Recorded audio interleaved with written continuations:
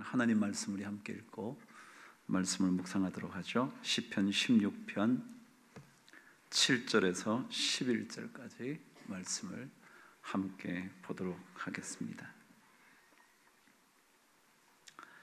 시편 16편 7절에서 11절까지 저와 함께 읽습니다. 시작. 나를 훈계하신 여호와를 송축할지라. 밤마다 내 양심이 나를 교훈하도다.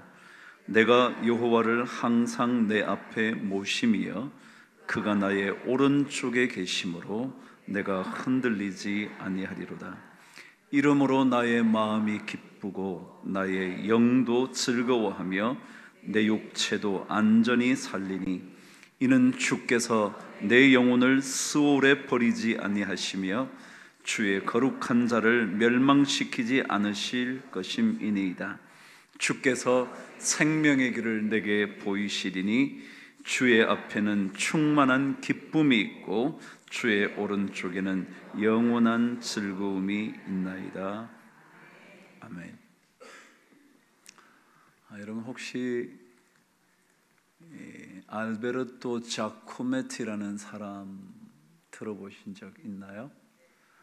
그래 들어보신 분도 계실 테고 듣지 못하고 오늘 처음 듣는 분도 계실 것 같습니다. 그렇죠? 근데 스위스의 최고의 조각가라고 불림을 받는 사람이죠. 근데 그 사람의 작품으로 가장 유명한 것은 걸어다니는 사람이라는 작품입니다.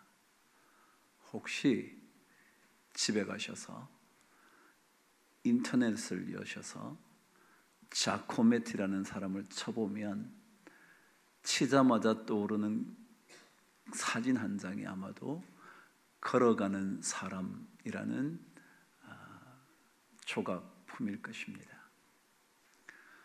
그 사람의 작품은 참 독특해요.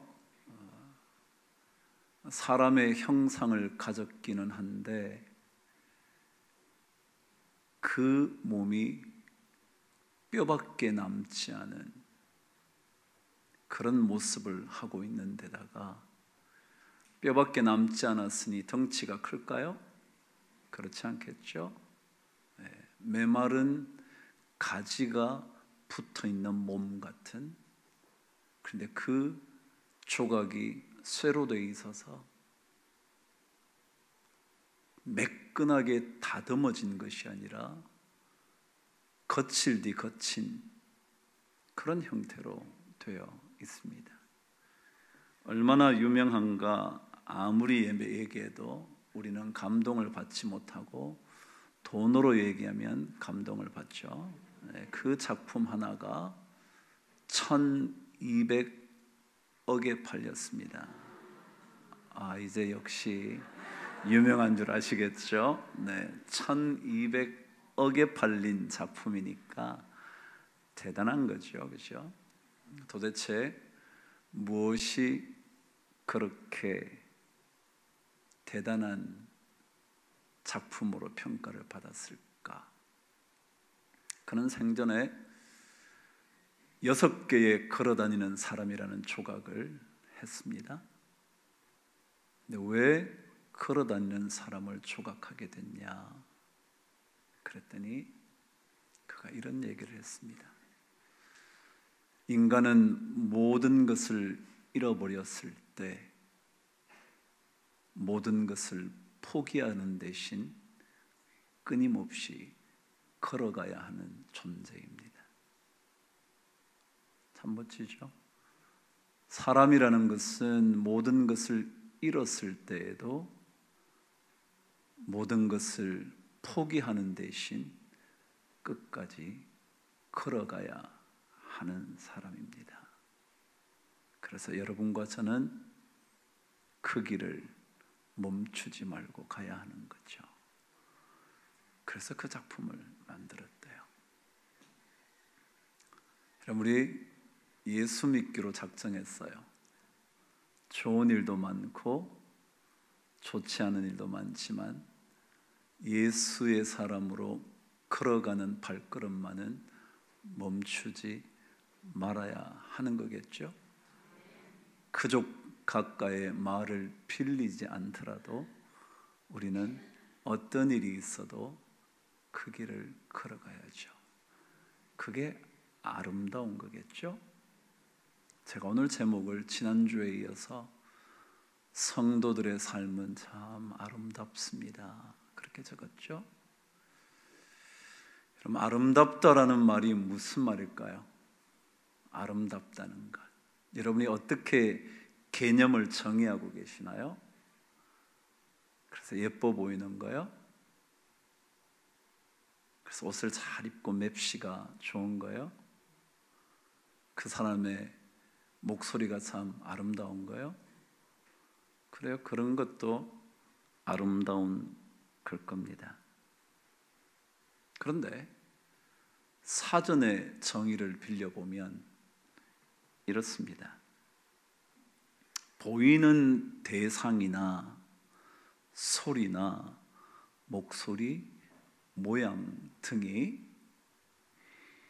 균형과 조화를 이루어 눈과 귀에 즐거움과 만족을 줄만 할 때 그것을 아름답다 그런데요. 다시 한번요. 우리가 뭔가를 봤어요.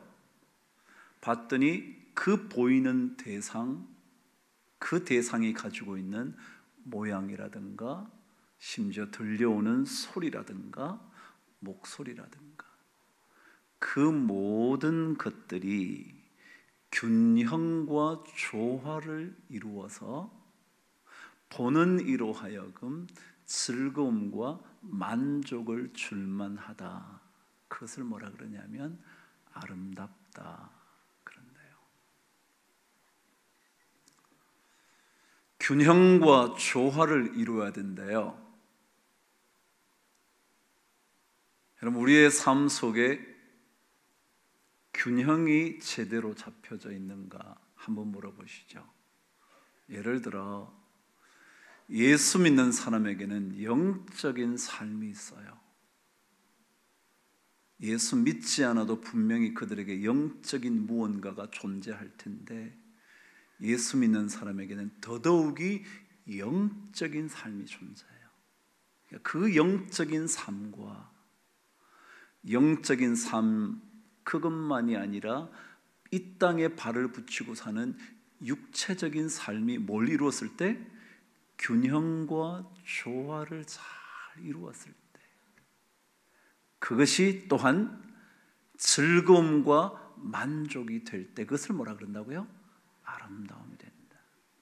어떤 사람들은 물질적인 삶이 잘 이루어졌을 때 영적인 삶은 무너져도 관계없이 이것이 잘 되었을 때 뭘 가지냐면 즐거움과 만족을 누려요. 뭐가 깨어진 거죠? 균형과 조화가 깨어진 거죠. 근데 사람들은 그것이 깨어져도 상관없대요. 이것만 괜찮으면 나에게 만족과 즐거움을 줘서 이것이 아름다운 인생이라고 말할 수 있다는 거예요. 근데 아니요. 아름다운 인생이라는 것은 종교적인 의미, 우리 성도들의 삶에 영향을 미치지 않는 이 땅의 원칙에 의해서도 그것은 균형을 잃어버렸다는 거예요. 그러니까 예수 믿는 사람들은 아름답다고 말할 때 그것은 영적인 삶과 이 땅의 삶이 뭘 이루어야 돼요? 균형을 이루어야 돼요. 영적인 삶이 우리 삶 속에 얼마나 중요한지를 마치 물질적인 삶이 나에게 중요하다고 느껴지는 만큼이나 뭐요? 중요하게 느껴져야 균형이 잡힌 거야. 아무리 영적이라 그런다고 안 먹고 살 수 있나요? 아무 사람도 그럴 사람 없죠. 여러분 영적으로 막 기도하시면 1년 사시나요? 안 먹고도 1년 사세요? 아니요, 그렇게 못 살아요. 육적인 이 물질적인 세상의 삶이 있어요. 근데 이것이 없어야 된다는 게, 없어야 된다는 사람들이 옛날에 들어보신 적이 있을지 모르지만 영지주의자, 이 육체는 아무것도 아니라는 거야. 아니요, 그렇지 않아요. 우리는 뭐가 있어요? 균형이라는 게 필요해요. 성경 속에 아름답다라는 단어를 찾아보니까 이런 말씀 몇 군데가 적혀 있대요. 한번 들어보실래요? 여러분이 예전에 암송했던 말씀이에요. 베드로전서 2장 19절에서 20절 말씀이에요. 제가 읽어볼게요. 부당하게 고난을 받아도 하나님을 생각함으로 슬픔을 참으면 이는 아름다우나 그랬어요. 부당하게 고난을 받아도 하나님을 생각함으로 그 고난을 참으면 뭐라고요? 그것은 아름답다 그랬어요. 성경은요, 아름다운 게 어떤 건지를 우리에게 자꾸 가르쳐줘요. 아름답다는 것. 고난이 왔을 때에도 하나님을 생각할 수 있다면, 그리고 그 하나님을 생각함으로 그 고난을 참을 수 있다면 그것이 아름답다는 거죠. 그래서 20절은 말하죠. 죄가 있어 매를 맞고 참으면 무슨 칭찬이 있으리요. 그러나 선을 행함으로 고난을 받고 참으면 이는 하나님 앞에 아름답다. 그게 뭐냐면 선을 행하면서 고난이 찾아올지라도 하나님을 생각하면서 참을 수 있다면 뭐예요? 아름답다. 아름답다는 거예요. 아름답다. 히브리서 13장 9절을 보니까 이렇게 되어 있더라고요. 여러 가지 다른 교훈에 끌리지 말라. 마음을 은혜로서 굳게 함이 아름답고 그랬어요. 아름답다는 단어를 찾아보니까 마음을 은혜로 굳게 함이 뭐라고요? 아름답다는 거예요. 마음을 뭘로 굳게 해야 된대요? 은혜로 굳게 해야 된대요. 은혜. 마음은 은혜를 통하여 굳세게 하는 것이 아름답다는 거예요. 그래서 성경에 보면 물론 요셉처럼 용모가 아름답다든지 뭐 그런 얘기가 많이 나오지만 이 아름답다라는 단어가 가지고 있는 중요한 뜻이 뭐냐면 이럴 때 아름답다. 하나님을 생각함으로 고난을 참으면 아름답다. 그러니까 우리가 생각하고 있는 아름다움과는 조금 다른 느낌이잖아요. 그렇죠? 제가 오늘 여러분과 함께 이 성도들의 아름다운 삶이 어떤 것일까? 그거 한번 들어보려고 그러는 거죠. 왜냐하면 지난 시간에 우리가 그런 말씀 나눴죠. 하나님께서 정해진 구역이 있다는 거죠. 나에게 정해진 구역, 여러분에게 정해준 삶의 구역, 이 구역이 다 아름다운 곳에 있다고 고백하는 사람, 그 사람이요. 어떤 일을 봐도 하나님이 다 이거 아름답게 해주신 거지. 그런 사람이 성도들의 삶을 아름답게 만드는 거라 그랬죠. 근래 뭐 예를 들자면 하나님 외에는 다른 분이 없다. 하나님이 나의 기업이 된다, 분깃이 된다, 뭐 그런 얘기 했죠. 그 아름다움 시리즈가 지금 계속 진행되고 있어요. 어떤 삶이 그리스도인들에게 아름다울까?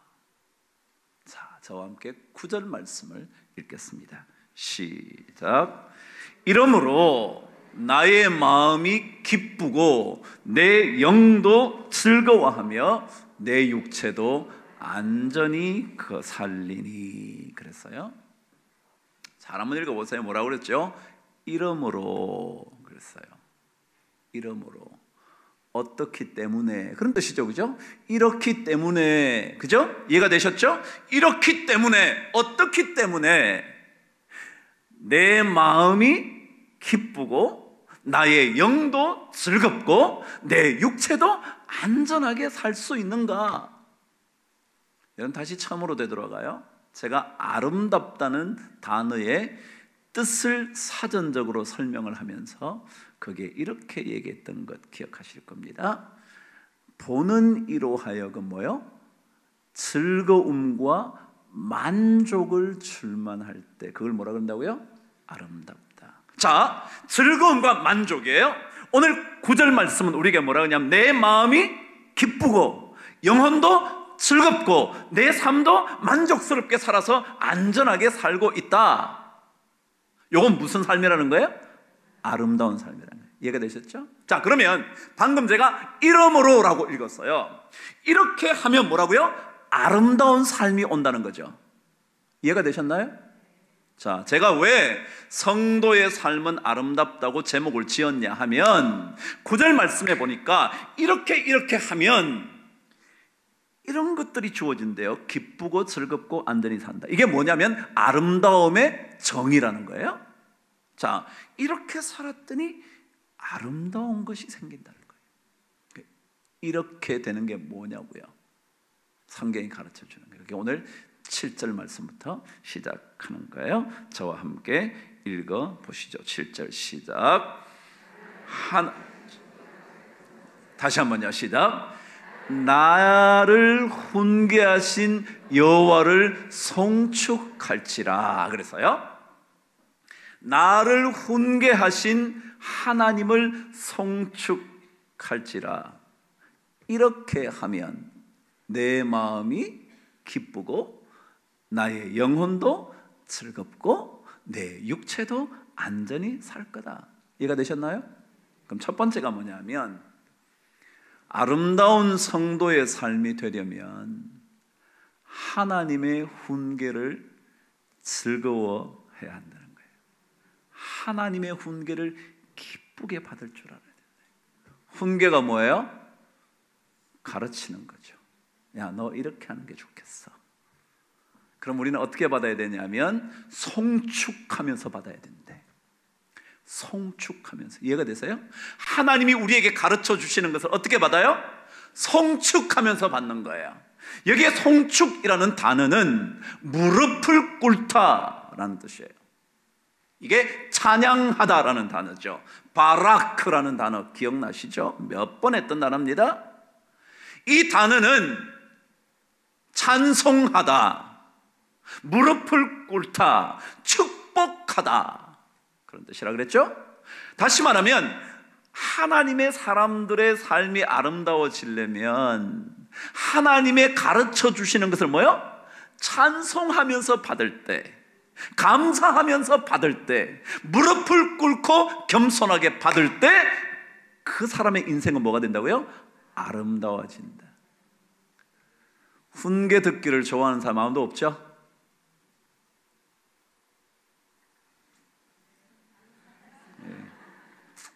그래요. 훈계를 듣고 싶어하는 사람이 누가 있겠어요? 우리는 그만큼 유명한 너나 잘해 그 얘기를 하고 싶지 누가 훈계를 즐겨 듣겠어요? 그러나 하나님의 훈계를 즐겨 듣는 사람에게는, 하나님의 훈계를 감사함으로 받는 사람에게는 하나님의 훈계를 겸손하게 무릎을 꿇고 이것이 복이 내려오는 줄 알고 들을 수 있는 사람은 뭐라고요? 삶을 아름답게 사는 거다. 하나님의 카운슬링은 좋은 걸까요? 그럼요. 여기에 훈계라는 단어는 카운슬링 하는 거예요. 하나님이 우리에게 가르쳐 주시는 거예요. 이렇게 하는 게 좋을 거라는 거예요. 저렇게 하는 게 안 좋을 거라는 거예요.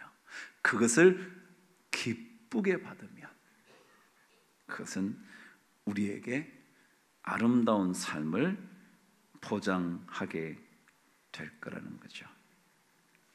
그런데요, 사실은요, 이 훈계라는 단어는 뜻이 뭐냐면 도모하는 것. 도모가 뭐예요? 계획하고 뭘 짜는 거예요. 그죠? 계획한다는 말을 우리 도모한다 그러잖아요. 그래서 이게 무슨 말이냐면 여호와의 도모하심, 여호와의 계획하심이 훨씬 좋다고 찬송하면서 받을 수 있는 사람이 아름다운 인생을 삽니다. 여러분이 계획을 짜는 것보다 하나님이 계획 짜는 게 더 좋다고 생각하는 사람, 내가 계획을 짜서 내 인생을 끌고 가는 것보다 하나님께서 내 인생을 끌고 가는 게 훨씬 더 좋다고 찬송할 수 있는 사람이 뭐냐면 아름다운 인생을 삽니다. 그래야 결국은 하나님의 도모하심이 선하죠.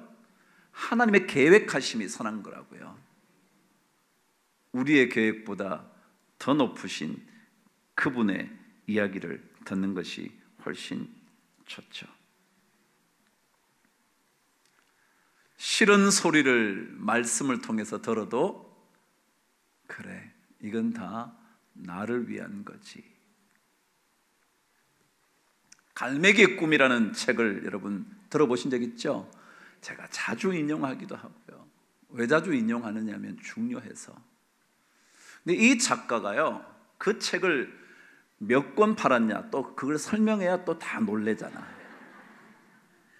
이 책이 나와서 4천만 권을 이상 팔았다면 여러분 도대체 얼마를 벌었을까요? 자, 예를 들어 100원씩만 한 권에 번다 그럽시다. 4천만 원, 4억, 40억. 100원만 벌어도 한 권당 조금 더 벌까요? 1,000원만 벌까요? 그럼 뭐요? 400억. 여러분 책 한 번 써가지고, 그것도요, 여러분 갈매기 꿈을 읽어보신 분은 있는지 모르지만요, 실제로는 페이지가요 한 90페이지 정도밖에 안 돼. 거기에 덧붙여서 사진 집어넣고 이래가 100몇 페이지야. 보통 책은요 5만 자가 돼야 책이 나와요. 보통 5만 자. 근데 갈매기 꿈은 10,000자 정도밖에 안 돼. 그러니까 너무 짧아서 사진을 많이 집어넣어. 날아다니는 거, 뭐 그냥 뭐 바닷가에 있는 거, 뭐 이런 거 쓸데없는 사진 집어넣어가지고 책 한 권 겨우 만든 거. 그런데도 몇 권 팔렸다고요? 놀랍죠? 놀랍죠? 어쨌거나 이 작가가 2014년에 다시 개정 승보판을 냈습니다. 왜 냈냐 하면 갈매기의 꿈은 3부로 되어 있었는데 2012년에 그가 사고를 당합니다. 사고를 당해서 거의 죽음에 이르게 되죠.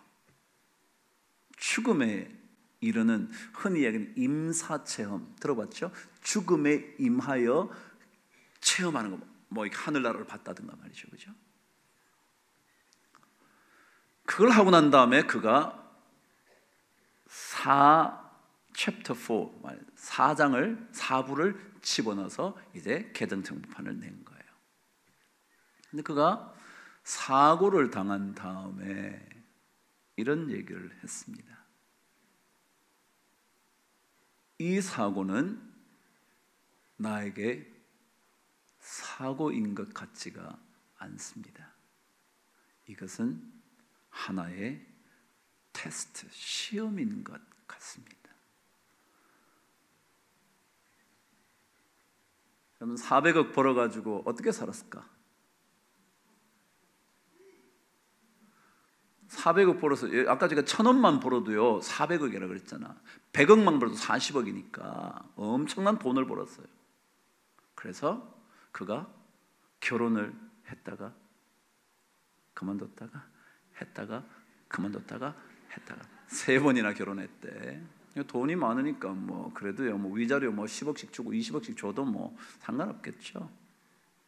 근데 그가 그런 경험을 하고 난 다음에 죽음에 이르는 사고를 체험하고는, 아, 이것은 내게 사고가 아니라 뭐라고요? 하나님의 테스트구나, 시험이었구나. 그걸 깨달아요. 그래서 다시 나머지 4부 작업에서 책을 내죠. 여러분, 어려움을 당할 때 그 어려움이 하나님의 훈계하심이라는 것을 깨달아 알게 되면 좋은 인생 되는 거예요. 그게 좋은 인생이에요. 왜요? 나를 훈계하신 여호와를 송축할지라. 이렇게 되면 나의 마음이 기쁘고 나의 영혼도 즐거워하고 내 육체도 안전히 살게 될 거다. 하나님의 훈계하심, 하나님의 그 가르치심을 잘 받으면 그것이 아름다운 인생을 보장하게 된다는 거죠. 근데 오늘 성경 계속해서 말합니다. 그 다음에요 7절 뒷부분 저와 함께 읽겠습니다. 시작. 나를 훈계하신 여호와를 송축할지라. 그 다음에 시작. 밤마다 내 양심이 나를 교훈하도다. 두 번째 뭘까요? 어떤 삶이 아름다운 삶이냐면 밤마다 양심의 소리에 귀를 기울일 줄 알면 아름다운 인생을 산다. 여러분 양심의 소리가 뭐죠? 양심이라는 것은 이런 의미입니다. 누구도 가르쳐주지 않아도 알고 있는 것. 그죠? 예를 들어 애한테 야 요거는 나쁜 거고 요건 좋은 거야 라고 설명해 주지 않아도 이미 마음속에 뭐예요? 뭔가 깨닫고 있는 거. 그게 뭐예요? 양심이요. 그래서 이 양심의 소리라는 것은 깊은 소리예요. 깊은 소리. 그래서 이 깊은 소리는 언제 듣냐면 밤에 듣는 거예요. 그래서 여기는 밤마다라고 적었지만 사실은 밤에라는 뜻이에요. At night라는 뜻이에요. 밤에. 밤이라는 게 언제죠? 인생의 어두운 순간이요. 다른 모든 것들이 별로 영향을 못 주는 그런 시간이요. 여러분 깜깜한 밤에는요 그 사람이 옷을 잘 입었는지 잘 안 입었는지 아무 상관없어. 왜 여자들이 밤에 화장을 지우나요?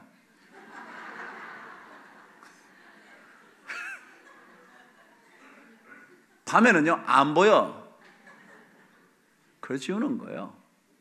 밤에도 잘 보인다면 다들 하고 잘 거예요. 근데 안 해요. 왜요?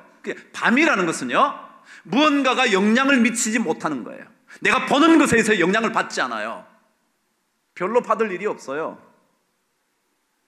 근데 그때 뭐예요? 우리 깊은 곳의 소리에 귀를 기울일 줄 아는 사람. 그러니까 하나님의 사람들은요 하나님의 가르침을 받을 뿐만 아니라 그 가르침이 우리 속에 들어와 있는 그 소리를 계속 뭐예요?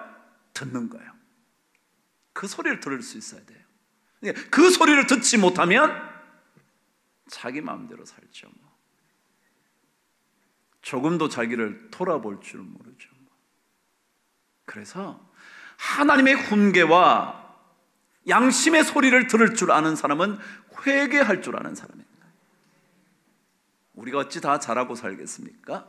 우리가 어찌 전부 다 올바른 인생의 길만 걷겠습니까? 그러나 그때마다 하나님의 가르침을 듣고 그리고 내 양심의 소리를 듣게 될 때, 어두운 시간에도 하나님의 소리를 자꾸 듣게 될 때, 속에서 우러나온 소리, 깊이 침묵할 때 들려오는 그런 소리, 그 소리를 듣게 될 때, 그래서 계속 그것을 되새겨보는 거죠. 그런 사람이 아름다운 인생을 산다는 거예요. 지난번에 어떤 글을 보니까 이렇게 적혀 있대요. 심성이 곱다는 것은 본래 고운 마음을 지닌 게 아니라 마음의 채로 거르는 것을 한시도 게을리하지 않기 때문이다. 마음의 채 알죠? 채 이렇게 치는 거 이렇게. 마음의 체질을 한시도 게을르게 하지 않는 사람이 어떤 사람이라고요? 심성이 고운 사람이지 그 사람이 처음부터 심성 곱게 태어난 사람이 없다는 거예요. 그래서 오늘 성경은 나를 훈계하시는 하나님을 감사함으로 받고 그리고 그 하나님의 말씀을 깊이 담아두어서 밤마다 그 소리를 들으면서 살아갈 때 그 사람의 삶이 아름다워진다. 이것을 가리켜 성경은 8절에서 설명을 하는 거예요. 읽으실까요? 시작. 내가 여호와를 항상 내 앞에 모심이야. 여러분 하나님의 훈계를 즐거워하고 양심의 소리를 밤에 어두운 삶의 순간에 듣게 될 때 그 사람의 삶을 뭐라 그러냐면 하나님 앞에 앞에서 살아가는 사람, 하나님을 자기 앞에 모시고 사는 사람이라 그런다. 그래서 오늘 성경은 내가 항상 여호와를 내 앞에 모심이야 라고 그러는 거죠. 그래서 앞에 계신 그분을 자꾸 따라가는 거예요. 그래, 여러분, 가르침을 받는다는 게 뭐예요? 앞에 가는 분 따라가는 거죠. 이렇게 하는 거야, 그럼 따라가는 거죠. 이쪽 길로 가는 거야, 따라가는 거죠. 그게 앞에 모시는 거죠. 좀 더 쉽게 말하면 그분을 가이드로 삼고 가는 거죠. 자, 그분을 내 앞에 두고 가이드로 삼고 살아갈 수 있는 것, 내가 그분의 훈계를 따라가고 그분의 말씀을 깊이 밤마다 양심의 소리로 듣게 될 때, 그럴 수 있는 것은요, 무엇 때문에 그러냐면 이렇기 때문에 그렇다고 성경 8절 뒷부분을 가르쳐 줘요. 읽어보시죠. 내가 여호와를 항상 내 앞에 모심이여 그가 나의 오른쪽에 계심으로 내가 흔들리지 아니하리로다. 하나님이요, 내 오른쪽에 계신대요. 그럼 하나님의 말씀을 내 가이드로 삼고 사는 사람에게는요, 왜 아름다운 인생이 펼쳐지느냐 하면 그분이 내 오른편에 계시기 때문에 그렇대요. 오른편에 계신다는 뜻은요, 히브리 사람들은 오른편에 계신다는 것을 언제나 능력이 된다 그렇게 생각하는 거예요. 그러니까 이 말은 무슨 말이냐면 하나님이 내 뭐가 되기 때문에? 능력이 되시기 때문에. 그래서 뭐요? 흔들리지 않는다잖아요. 그러니까 아름다운 인생을 살죠. 고난이 와도 흔들리지 않죠. 왜요? 그분이 내 오른편에 계셔서 내 능력이 되시니까. 고난을 받아도 하나님을 생각함으로 고난을 참을 수 있는 이유는 뭐예요? 그분이 내 오른편에 계시니까. 내 오른편에 계셔서 뭐가 되시니까? 능력이 되시니까. 그래요? 하나님이 우리 오른편에 계세요. 그분이 우리의 능력이 되세요. 그래서 우리가 하나님께서 우리에게 원하시는 아름다운 삶의 주인공이 다 될 수 있어요. 그런 인생 꼭 살아가시게 되기를 주의 이름으로 축복합니다.